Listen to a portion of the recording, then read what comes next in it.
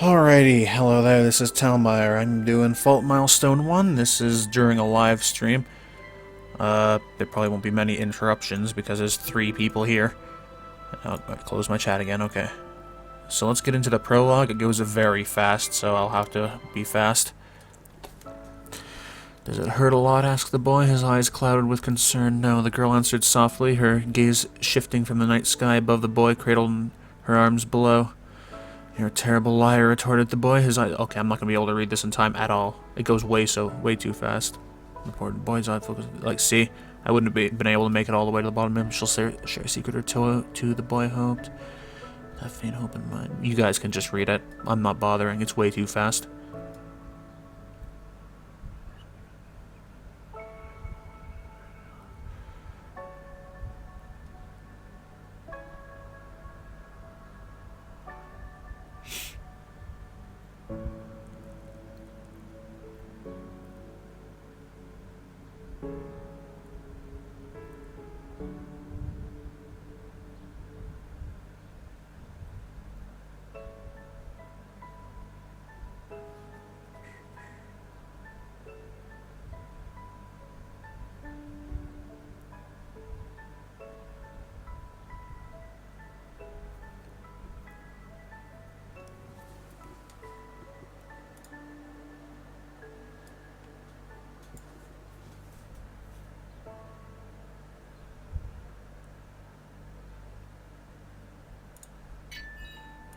Alrighty, well, there goes that. You know, probably couldn't read it, but— oh, these stupid Twitch chat. Why do you do this?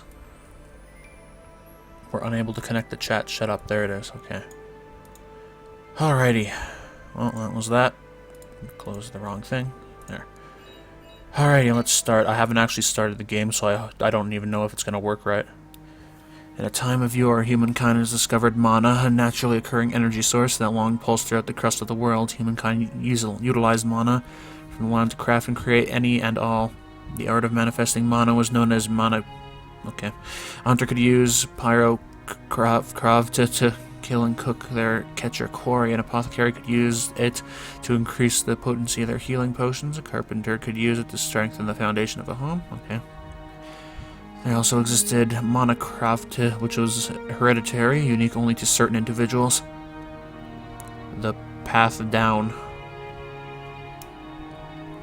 It's not a very cool name to call yourselves. The Path Down uses mana as a medium to transfer the memories and experiences of the present ruler to the future heir to the throne.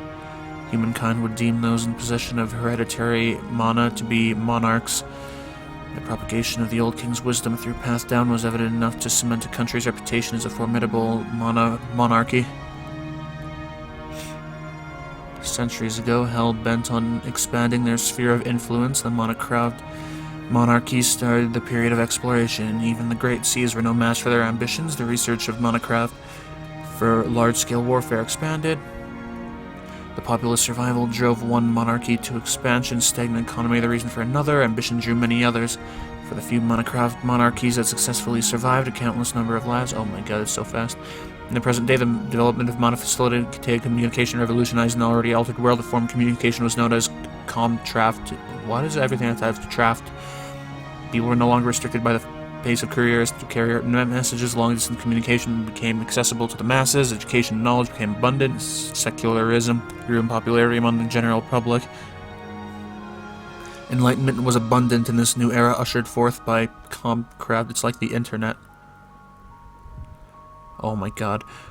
That renowned pacifist kingdom of Sun further prevailed from convenience for non-degenerate— oh my god, it's so fast. Tragedy which would ultimately end peace that was established over 60 years ago. My eyes could read it, but I could not voice it. I don't know what that means. I don't know what language that is. I don't even know if it's a real language. Alright, can the text calm down now? Ruxenheid Castle, the Great Hall to the Sky Terrace. Alrighty. Okay, good. The text is actually slowing down, letting me go through it on my own at my own pace now. As sparks shot and flames spread throughout the great hall, a small shadow ascended the spiral staircase to the great terrace, the Sky Terrace. Oh, there's no voice acting. I'm the only one who's reached the top of the castle first. The girl who appeared no older than a child spearheaded the assault on Rugzenheide Castle and was the first to arrive at the highest point of its keep, the Sky Terrace. The girl, alert and aware, struck a defensive pose and quickly scanned her surroundings. She held her breath as she surveyed the terrace. Prior to the assault, the girl's party had received intelligence that the Sky Terrace was unguarded, and that the object of their pursuit was secluded in the terrace. Herder, the fabled path down Okay, how do I pronounce that? How do I pronounce that in the fast way? Manacroft. Okay, craft. I think that's how it's supposed to be, Manacraft. Let's just call it that. An heiress to the throne. Reveal yourselves, Princess Selphine Rugzenheide. You know there's no escaping from this. The girl's shout reverberated throughout the empty terrace. There was no response to the girl's command, but she maintained her guard. Despite her appearance, the girl was an experienced hunter. I don't know why that's in quotes. She moved towards the center of the Sky Terrace, her short stature producing silent steps, precise and without waste. She has to be here somewhere. With nothing in sight, the girl began to question the credibility of their intel. Doubt overtook her, and she put her hand to her right ear and spoke aloud. Hey, Sin, can you hear me? If you can hear me, respond. Guess she's still preoccupied? Her intel was wrong. Our target's not here. Nobody's here. The girl relaxed her guard and took a long, deep breath. For the people in the chat, how's the stream looking? Is it lagging at all? I mean, there's not much to lag, but I just want to know. Took a long, deep breath. The girl proceeded further into the Sky Terrace towards the balcony. There was a solid wood dining table at the center of the balcony, which overlooked the castle town below. Beautiful embroidery was draped over the table. There were several large dining chairs pushed underneath, each constructed from solid wood and handcrafted with impeccable detail. The table and all its amenities were works of art. Every object from the dining table to the decorations strategically, so far so good, aren't it? Strategically placed throughout the Sky Terrace screamed of wealth. How many people are here right now? Oh, it looks like one left. Chat, where'd it go? Okay. Perhaps overcome with envy, the girl proceeded to correct a toppled dining chair at the... Where'd my recording? Jeez. Everything's going away. Overcome with envy, the girl proceeded to correct a toppled dining chair at the head of the table and nonchalantly plopped herself into the seat. A strange sensation shot through her small frame. Sensation that could only be described as one of grandeur. At the head of the table overlooking the castle town below sat the girl, her upbringing in complete contrast to the seat's previous occupants. The absurdity of it delighted her. The uncouth commoner placed her boots onto the now soiled embroidery covering the table, lounged back in the dining chair and relaxed her eyes. Aren't you in like some kind of siege right now? You're just gonna like sit there? Okay. Whose seat was the girl sitting in? Who could be so fortunate enough to be born into such privilege, to be allowed such a seat so grand? These trivial thoughts bounced around the girl's mind. The owner of the chair was of little significance, because they had since abandoned the chair, fleeing in fear for their life as the castle came under siege. Royalty, if I could eat on a table like this every day, I'd feel right and royal too. The girl peered down onto the castle town from the balcony and saw the streets engulfed in flames. Beautiful, the town's just glowing. After her sarcastic soliloquy, the girl noticed something as she left her seat.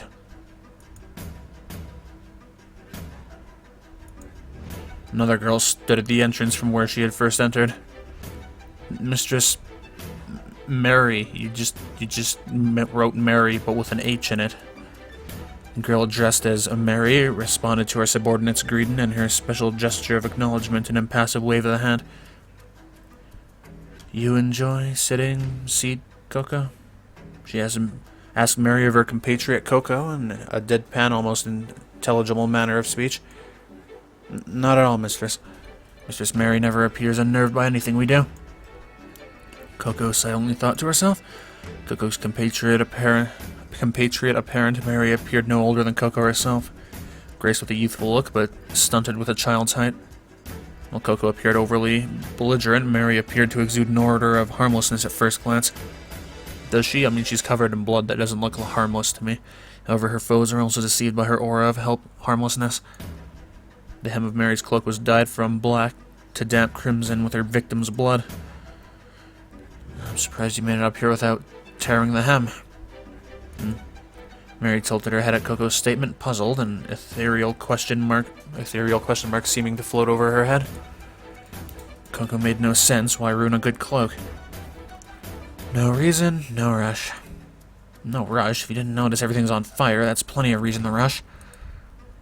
Thick smoke and the stench of blood polluted the air. Shrieks and explosions echoed throughout Rugzenheide Castle. Even though Mary was at the center of the destruction, she was deaf to the orchestra of oblivion in the background. Task near completion, no rush.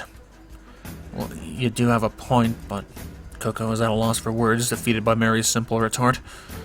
Target where? Alright, target. Well, she's not here. I guess Cian was misinformed. Cian reliable. Even Cian wrong. We obey sister's orders. You mean border? I mean, the orders? The orders. This was normal. Mary often communicated through expressions and gestures rather than words. Mary's mannerisms were simple, frank, and left little room for interpretation. Where could the target be? I'm pretty sure we made a thorough sweep. Plan B. Search and destroy. This'll take a while. I'm gonna go crazy from searching the whole keep. Funny. Coco made a distraught face at the thought of Plan B, a sight that entertained Mary. Oh, whoops. Oh, cool. Cool, that's kind of cool. You can just go straight back. That's alright. Mary took slight joy in seeing Coco's distraught expression. Sure, laugh it up. Plan B it is. Let's split up and do a thorough check of the east and west wings. I'll take the east wing. What's wrong? Recall Shadow Shoulders for escort? I'll be fine without them. My 150 Shadow Soldiers have already decimated most of Rugzenheide's warriors, so I'm not counting on encountering anyone. What's the matter, mistress? Don't let overconfidence cloud your judgment. Stayed Mary in a soft voice, her words connected and well-formed. Oh, looks like we got our viewer back. No one's talking in the chat. You guys can talk. I'll read everything. Stayed Mary in a soft voice, her words connected and well-formed. Everything's gone according to Sister's design so far, but you may ultimately need those 500 Shade Warriors. Understood. Started Coco, standing straight up like a student before a teacher. It's never bad to expect the unexpected. That's all I meant. Scary, I didn't expect to hear a safety lecture come from her. Bystanders could never comprehend the force behind Mary's change in speech. Mary would speak more plainly about things she felt more strongly about, a difficult task for someone with a speech impediment. Logical, seeing that she only just recently began remembering her vocabulary. Even with her limited vocabulary and lack of situational awareness, Mary was in no way unintelligent. Coco, Mary's subordinate and partner, understood this. As they split up, a voice ran out in Coco's right ear. Coco, can you hear me? Oh, Cian, yes, I can hear you. How are things on your end? Are they all dead yet? I fled the seal and sealed the first, second, and third floors of my mana, so yeah, they're all dead. Unless the reinforcements start raining from the sky, there's no way for them to breach the gate to the keep. But get a load of this. I just finished these 2 guards right seriously. They were total pushovers.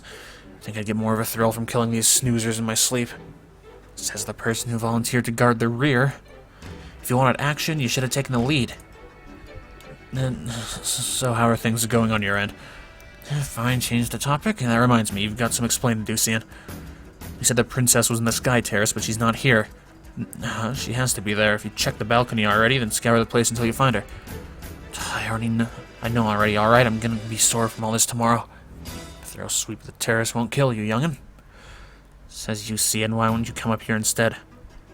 Stop wasting time and get going, Coco. Finish this already. Lay off, bitch. I gotta admit, knocking this nation off its foundation took a lot less effort than I imagined. I know what you mean. The indestructible reputation of Rugzenheide just didn't live up to reality.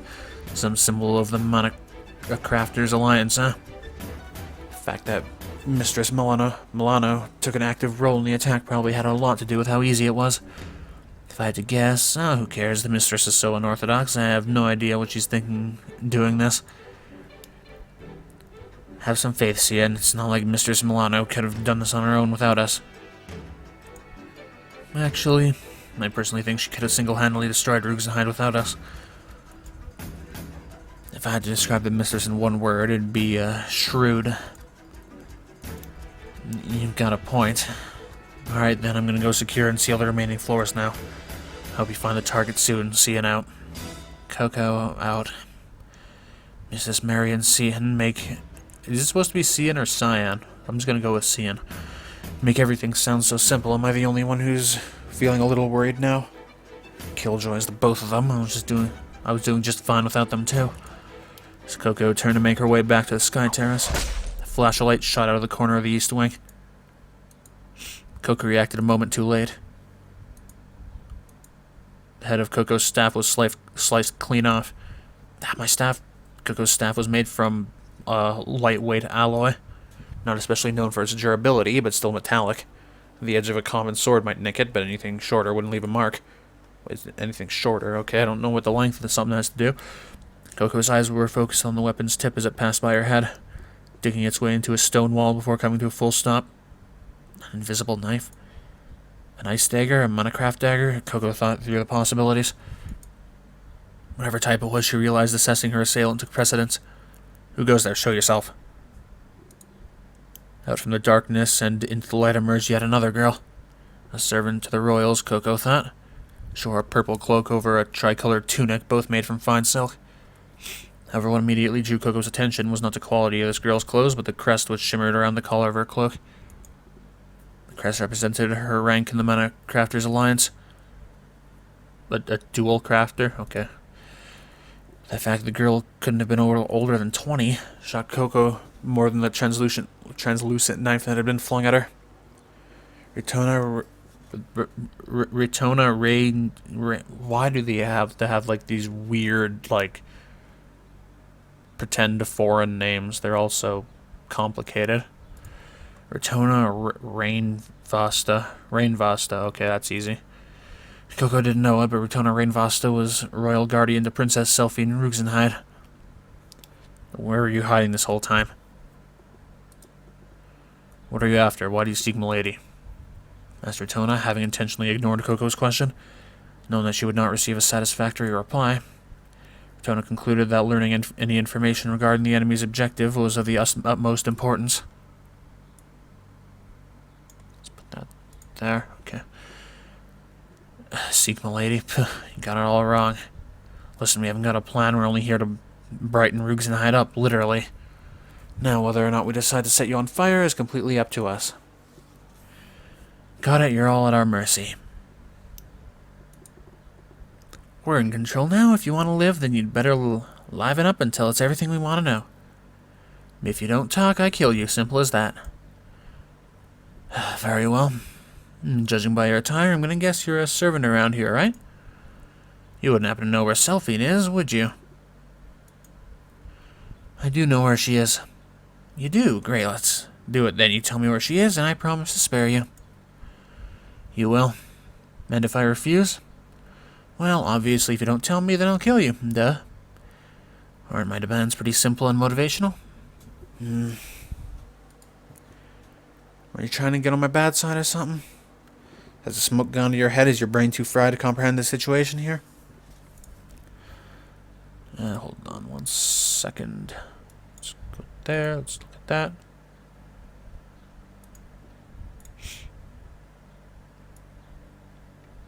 Alright, let's close that. Let's go over here. Alright. I'm starting to lose my patience with you. The next thing out of your mouth better be Selphine's location, or... Princess... What? You shall address Milady as Princess Selphine, you disrespectful child. The infernal blazing in Ritona's eyes melted away her cool and collected demeanor. I do not know what it is you seek to gain from committing genocide. You shall submit yourself before common courtesy and address the Princess of Rugenheid by her proper title. Your utter disregard for Milady's official title is evidence enough of your lack of morality.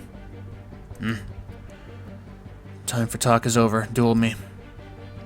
That is the only way you imbeciles know how to conduct yourselves. You will learn common courtesy after I've thoroughly disciplined you. Didn't you hear a single word I said? You think you can duel me? You think you can beat me? Are you out of your mind? Who cares if you're a dual crafter? You can't beat me. Your stupid amount of crafter rank in the alliance doesn't mean a damn where I'm from. On guard. In an instant, both amount of crafters began up. Hold on, is there a way to just look at the background in case there's... Nope, I guess there's not. So if there's a CG, I guess I'm just dead out of luck. In an instant, both amount of crafters began gathering their purified mana. Two ethereal orbs of light slowly materialized and revolved around Retona, causing Coco to stare in awe. They began augmenting their mana with the surrounding mana, preparing for a battlecraft. Gradually, a torrential mix of colored mana began to revolving around Retona. This music is pretty ballin'. Retona had initiated the incantation interval, which gathers together both colored and purified mana. This resulted in an already overwhelming display of her mastery of Pyro and Terra Minecraft, or so Coco had originally thought. What materialized from Retona's extravagant display of colored and purified mana was a translucent bladed weapon, which most Pyro and Terra dual crafters can create if they are inclined to melee attacks. Now you got my hopes up with that pretty light show, and sword's all you have to show for it. However, it was no ordinary blade. It's a glass sword, are you out of your mind? What of it? You're nothing but a glass crafter? You have a death wish or something? You really think you can defeat me with that brittle blade? Enough chatter, child. Let us commence our duel. Keep it up, you big bitch. Just you keep it up. I can't... Is the stream working well? Because the viewer count keeps going to like 0 and then back up. Ugh. Call me a child one more time, I dare you, double dare you. Think you can stop me, glass crafter? Is that what you think? Well, you're dead wrong. As Coco concluded her declaration, she slammed the tip of her staff twice into the ground, causing a glowing triangle to emerge at the base of Retona's feet.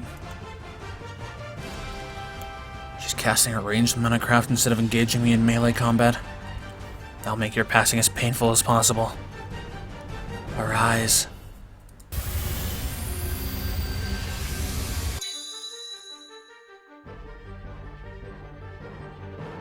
God damn it, I stopped to take a drink.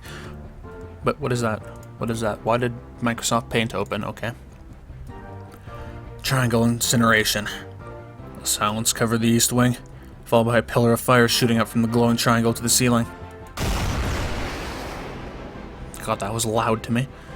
Sluggish. Retona escaped the trap, landing squarely behind Coco while running the tip of the sword along her back.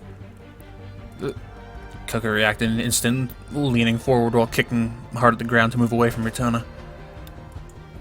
After landing at a safe distance, Coco quickly assessed her wound, but... Where is it? What the...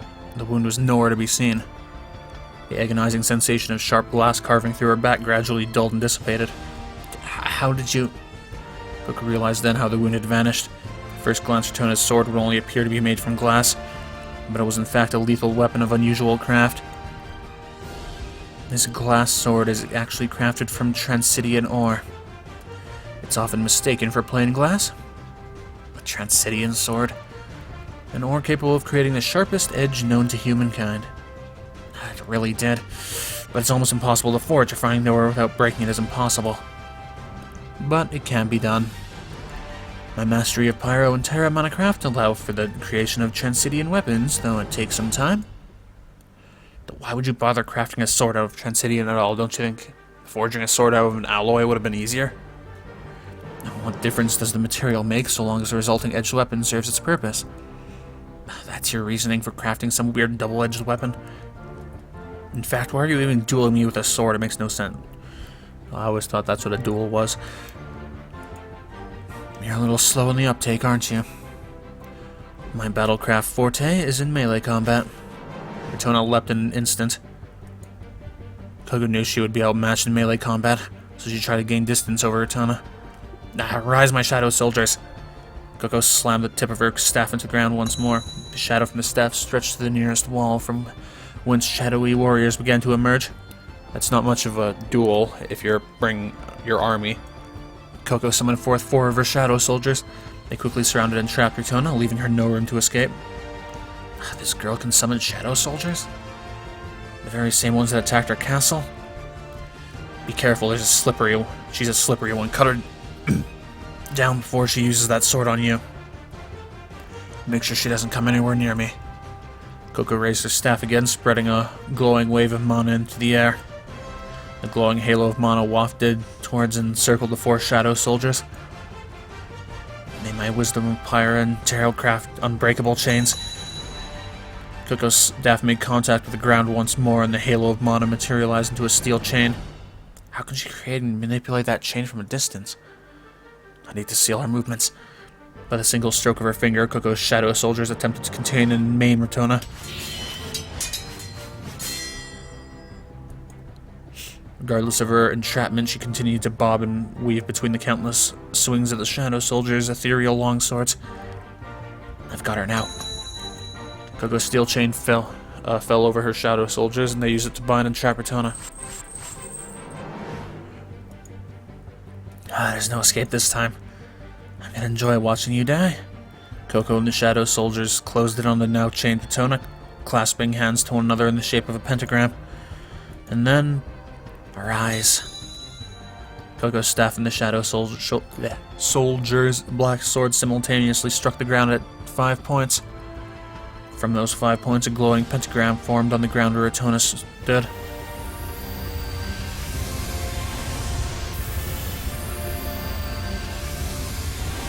That seems loud to me. It's just doing the same sound over and over. Pentagram incineration.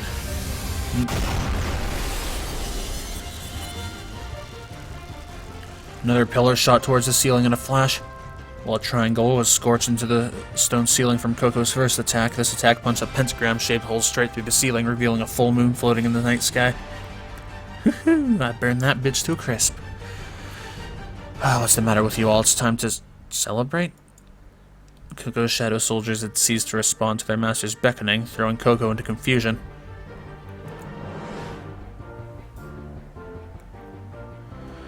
Never forget this sensation. Oh, gotta take a screenshot. Screenshot! Okay, I think I got one. For this sensation surpasses that of steel. Spoke a voice as Coco's shadow soldiers dispersed. Yet again, Retona escaped Coco's trap and made her way around Coco's back. Coco was once more at Retona's mercy. She now found herself at the tip of a Transitian sword pressed against her neck. Even when lightly pressed against skin, the sensation of flesh being slowly flayed was evident from Coco's grimace. That's not fair. Glass can't cut through steel. It just can't. Something about you doesn't add up. You're skilled in conventional combative monocraft, but those very skills are unsuited for it. Your first attack was powerful enough to scorch stone, and your second attack far surpassed the first, blasting straight through mortar. But the incantation intervals for both monocraft was too costly. I could have defeated you easily in the time you took twice. Thus, your ranged monocraft was insufficient in a duel that called for ranged. I don't need your stupid lecture. Ugh. Coco clung desperately to her staff, bearing the immense pain of Retona's Transitian sword against her neck. Why, when I was so close to achieving our objective, did I encounter this bitch?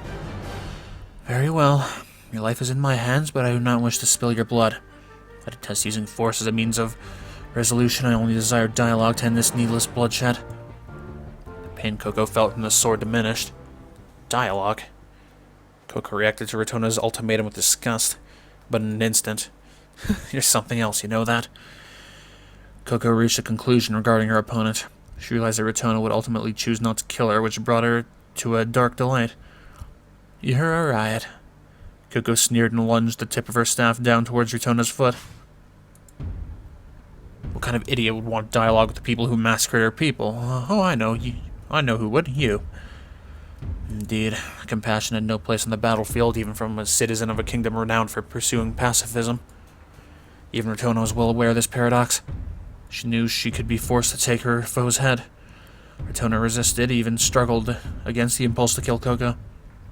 It was this very impulse that set Coco and Retona apart. Coco was capable of committing murder without a hint of hesitation. You cannot defeat me, your Provocations fall on deaf ears. The only idiot here is the one who's still struggling when there's a sword pressed against their throat. Rotona struggled against the concept of executing the child. She even struggled against the concept of this child committing mass murder without a shred of hesitance. The concept of child soldiers was foreign to Rotona, who didn't know how fortunate she was to be born and raised in a peaceful kingdom. To Coco, Rotona's mercy was a childish ideal to pursue on the battlefield and was kill or be killed. It feels like I'm talking to a wall. Your mercy makes no sense to me. Do you know how many of your people have slaughtered tonight, and do you want to settle this peacefully, through dialogue? How naive can you be? Is it so wrong to take a life, if it means protecting someone you can't live without? Well, is it so wrong? You're not so different, you and... Oh, jeez, I always hate that line. That line isn't everything. Hold on, let me close some stuff. Okay. Alrighty, let's put that... I don't know where to put this. Let's just put that there. Okay. I know you'd kill to protect your precious princess. Gotta refresh my stream. Rotona gave no retort. She was apprehensive at the very aspect of agreeing with Coco's creed. Okay, let's look at this. Oh, water. 16 dragons here. Hold on, have you guys been talking? Because my Twitch crashed. She was apprehensive at the very aspect of agreeing with Coco's creed. It wasn't like Rotona to be rattled by words so. In fact, Rotona was shocked into speechlessness, followed by a disquieting silence that befell the chamber. Rotona had never let an opponent's words affect her to the point of speechlessness. The unnatural silence that filled the air felt almost organic, as it produced to conceal a shadow which found itself directly behind Rotona. Craft Crusher. Rotona's Transidian sword, reliable through her duel, was suddenly reduced to microscopic fragments. My sword is shattered from mana instability. I should have been able to detect this. Case in point. This is my faithful partner, Mistress Mary. We'd kill to protect each other. Mary greeted Rotona with her signature hand wave. Create more shadow warriors yet? I will now. I warned you that you would need those 150 shadow soldiers. Create sturdier shadow soldiers. I shall, Mistress Mary. What did you do to my sword? Whoops.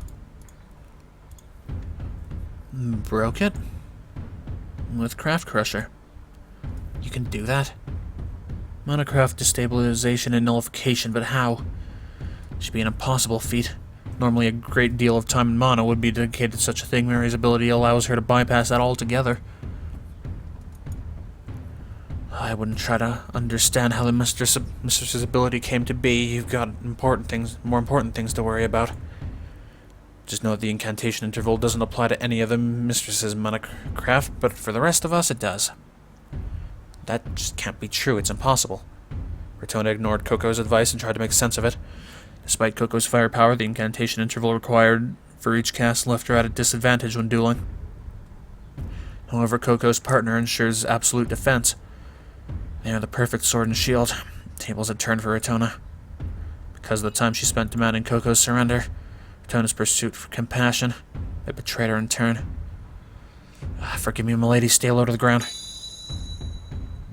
Okay.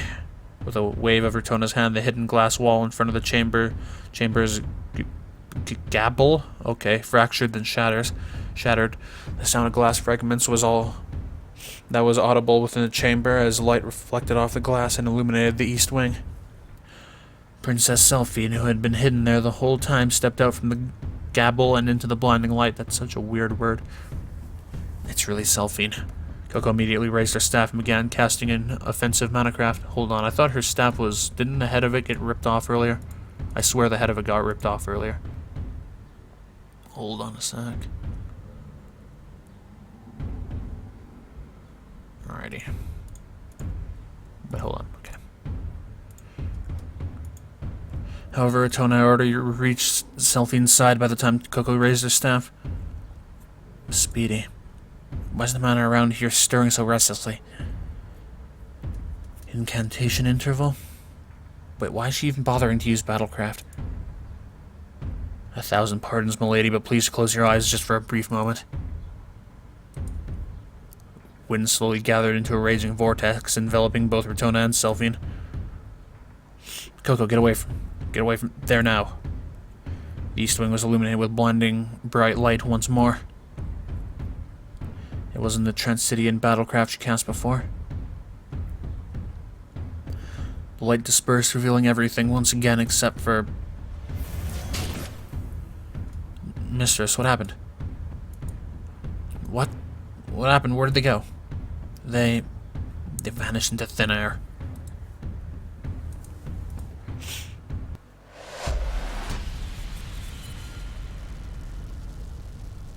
Alright, well, I think I'm going to end the first video there. I might record the next part.